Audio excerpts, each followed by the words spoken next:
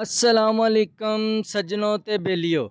अज दिन ने जी बुधवार दा ते मैं तुहाडा होस्ट मलक आसफ एक बारी फिर सारे दोस्तां नूं अपने चैनल फार्मिंग टिप्स ते खुशामदीद कहना।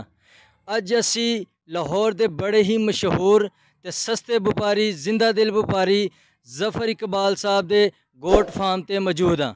ते जफर साहब दोस्तां लई बड़ा ही अच्छा ते मकूल ते बड़े ही बेहतरीन किस्म दे बकरे ते बकरियां खीरे ते दोंदे बकरे ते बकरियां लैके आए ने, जिन्हां दे विच कम अज़ कम उम्र 5 माह ते खीरे ते दोंदे सारा जफर साहब ने लाट माल ला दी है। अगर कोई दोस्त लाट खरीदना चाहता है तो लाट का रेट 16,800 रुपया बड़ा ही मुनासिब रेट है। अज दे महंगाई के दौर दे विच चीनी 120 रुपये किलो ते डॉलर 165 रुपये ते पहुँच गया है, लेकिन कुर्बानी का माल अज भी जफर साहब ने सस्ता ला के अपनी जिंदा दिली का सबूत दिता है।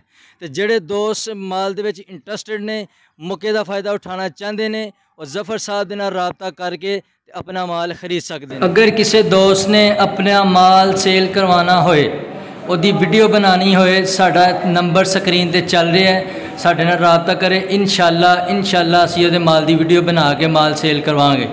उस तो अलावा असी वीडियो बनाते रहने, लेकिन यकीन वाली गल है कि अज का माल बहुत ही क्वालिटी वाला तो बहुत ही अच्छा माल है, जिहदे मक्खी चीने देसी शेरा नस्ल के आला किस्म के जानवर मौजूद ने। शुक्रिया। पाकिस्तान जिंदाबाद। लो जी, ये बकरे हैं जी।